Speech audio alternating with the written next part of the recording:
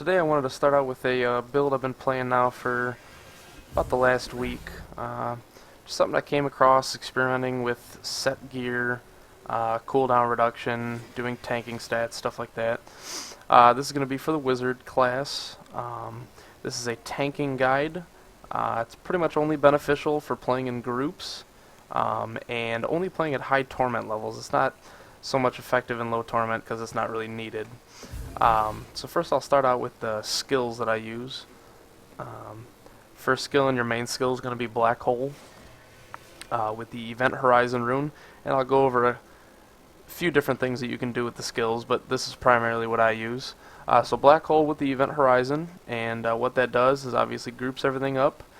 We don't worry too much about the damage because we're not going to be doing very much damage, but it groups everything up and gets everything there for your group to take down. Primarily doing Torment 6, you'll be with a Jade Witch Doctor, so it's very good for that. The second skill is Teleport, obviously for getting into the middle of a group and trying to stay ahead of everybody so you can group everything up. The first skill I use here is Frost Nova with Bone Chill. Bone Chill is the rune that increases 33% more damage on frozen or chilled targets. Second one is Mirror Image with Duplicates, just makes 4 mirror images instead of 2. Slow Time with the Time Warp rune, that's the 10% more damage rune. And the last one is Explosive Blast with Chain Reaction, just gives you, the 3 explosions. Passive skills I run are the 17% decreased damage taking, reduce all cooldowns by 20%, Illusionist, which gives you the extra mirror image slow times and teleports when you take a certain amount of damage, 15%, and then Conflagration, which is the 6% chance mobs can be critically hit. So basically, with this this build, you don't do very much damage. It's used for grouping everything up, keeping everything locked down, keeping everything permanently CC'd, and then providing a ton of damage and support for your group. I'll go into gear right now. Gear I use is primarily all set gear, which makes it really easy to farm. Makes it really easy if you're just starting out a wizard, haven't played a wizard yet. It's really good too to farm gear because with this build you'll be able to farm T5 and T6 in group play without any issues at all, and it allows you to get that extra magic find and playing at the higher torment level, so you can collect gear faster and gear up to whatever builds you want to do, doing a fire build, doing a Wand of Woe, Explosive Blast build, whatever it may be you want to do, or even if you want to play a Witch Doctor, it's a good way to start getting basic gear on a different class that uses intelligence. But first we go into, we take the set bonus on a lot of different sets here, and the only real important item you have to have is obviously the Ring of Royal Grandeur, excuse me. The set pieces we use in this is the Borns, the Captains, the Ashiras, and the Aughilds, and you'll get the 3-piece set of each piece here. So starting out, I do the Ashira's boots and the Ashira's gloves. This obviously you want to get tanking stats. Try to get cooldown reduction on the gloves if you can, because we're shooting for 60% cooldown reduction with this build.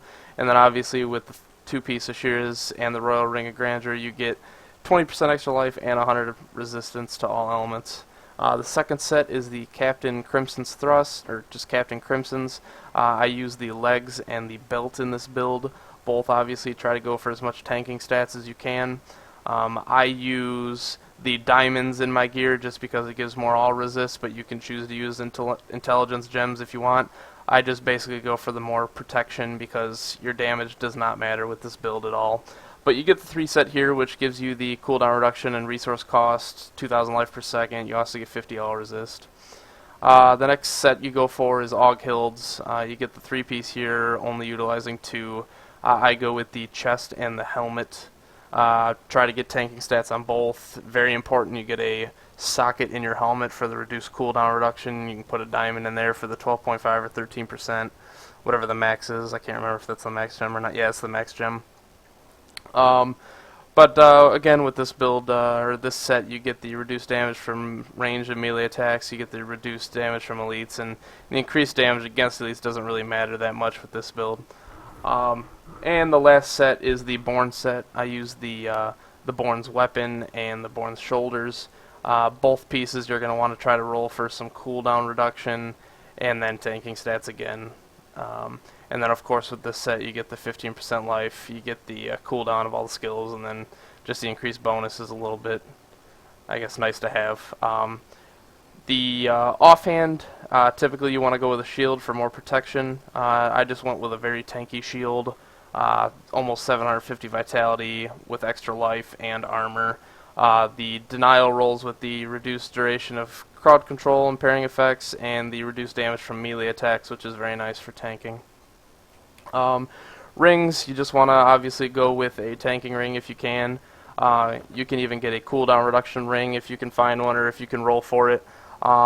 This is a common ring everybody throws away, the Litany and the Wailing Host.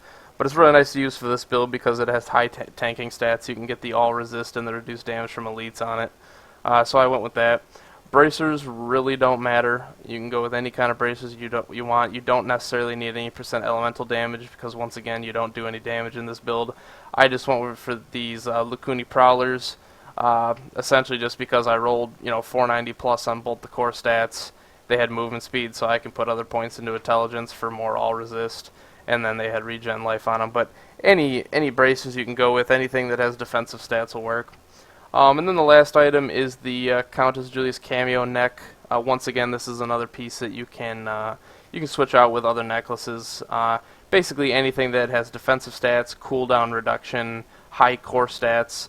I took this because it's nice. The arcane sentry damage stuff that goes around, it's prevented.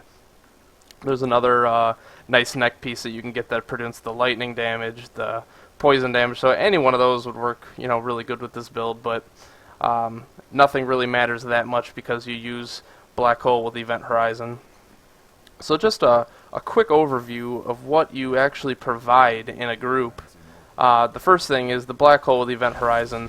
This not only groups mobs up, but will suck up any ground effects on the ground, which is very nice for Torment 6 because you might have, your Jade Witch Doctors, your Demon Hunters, whoever's doing your damage in your group, they might have the most toughness. If you can suck everything up on the floor, they have free range to run around and do their damage and not really take any damage. This also provides very good CC combined with the Frost Nova. With your 60% cooldown reduction that you get from your items and skills, you pretty much keep everything permanently frozen or permanently in a black hole, for the exception of the Rift Boss. So any elites you come across, any just trash packs you come across, they're almost always permanently CC'd because these skills, they come up really quick. After Black Hole, we go into the Frost Nova. Frost Nova is very important, keeps your mobs freezed, but the biggest thing is the 33% increased damage on mobs that are chilled by the Frost Nova. So right there, you're just providing a flat 33% damage to your entire party, everybody else doing damage. The Mirror Image Duplicates, once again, are just there to cast your other spells. The Time Warp's skill here provides an additional 10% damage. The duplicates will cast more of these when you're out in, you're doing your rifts and attacking mobs. They will cast more of these, but they do not stack, so it's always just a 10%. They just maybe will provide more ground.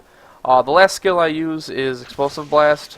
This is kind of I guess you can pretty much use anything you want in this last skill. I choose to use Explosive Blast, though, for more percent damage for your party because it's a fire skill and you're using the Conflagration Rune, which gives 6% chance to critical hit on mobs. This is not a buff, this is a debuff on the mob, so every person in your party will benefit from that extra 6% when you Explosive Blast mobs.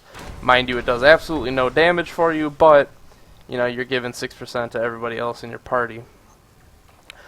Quick couple things you can switch out on your skills. The first thing being the Black Hole Event Horizon. I typically stick to Event Horizon just to suck up everything on the ground, but another one I would also recommend trying out is the Increased Radius. This changes it, from 15 to 20 yards. It just makes it a little bit bigger, a little bit bigger pull on the mobs to bring them in. The next one is the Teleport skill. This is an 11-second cooldown. You already have 60% cooldown reduction, so you're taking it down quite a bit already. You don't necessarily need Wormhole. The only other room I would recommend though is Calamity. You already don't really take any damage, so you don't need the safe passage or leaving a decoy behind. None of that really matters, but the Calamity is kind of nice for stunning bosses. That's the only reason I would take that though. Frost Nova, you always want to stick to Bone Chill. Duplicates, you want to stick to that. Slow Time, you want to stick between the Time Warp or the Stretch Time. Stretch Time, typically, if you're maybe playing with a Demon Hunter or Barbarian, it might be better to go with that, but Time Warp, generally 10% extra damage is the way to go. Especially if you're playing with Jade Witch Doctors. Just 10% more damage since the attack speed doesn't really matter. The last one that I said that you can switch out, the Explosive Blast. If you're going to use Explosive Blast, obviously you want to use the Conflagration. But if you don't want to use Explosive Blast, there's a couple things you can do with the build. The first one being Diamond Skin. There's a couple decent Diamond Skin runes, increasing the amount of damage you absorb, but the problem with Diamond Skin is you really don't take any damage anyways because you're so tanky, so there's no point in using that. Another one is the Ice Armors. You can just, always have things chilled and slowed around you, or, the attackers take damage when they hit you. The other thing that you can take is, where was it? Just the Energy Armor. You can see when I put on the Energy Armor and the Prismatic Armor just how much toughness you go up. So with my build right now, with all these skills, with the all resist gems in, I'm at a flat 36 million toughness, bringing me up to 865 HP, 865,000 HP, excuse me. If you watch the Energy Armor right here, I mean, this brings you up an insane amount of toughness. You go from 36 million to 54 million right here. It's not really needed. Once again, if you're sitting at 36 million toughness, you're really not taking any damage anyways, but if you need to be absolutely sure, at 54 million, you're really not taking any damage. We can go through the skills real quick. Obviously, you're using a shield, so you get a little tiny bit of block chance. Cooldown reduction, once again, you want to try to hit at least 60% to keep everything permanently CC'd. I ran with the Lakuni Prowler, so you get the movement speed, so stuff like that. You get a pretty good amount of gold find doing this set, just the set pieces that have gold find and stuff on them. For Paragon points, I do, we'll start out with utility. First off, life on hit really doesn't matter. Like I said before, you don't take very much damage, but there's nothing really here to take because you don't use very much of your resource. Area damage, you don't really do any damage anyway, so that doesn't matter. Gold find, obviously, you want to take that, and life on hit, I would prioritize first. In defense, you already get a ton of resist all from intelligence and putting those resist gems in, so I always max out armor first. After armor, then I go resist all, and then after that, I would probably prioritize life. Offensive skills doesn't really matter other than the cooldown reduction. You want to try to max that out. Definitely go for that first. Core stats, since I get 12% on my Lakuni Prowlers, I put 13 on movement speed to cap you out at 25. And then after that, you can go intelligence for more all resist points, or you can go vitality just for some flat health.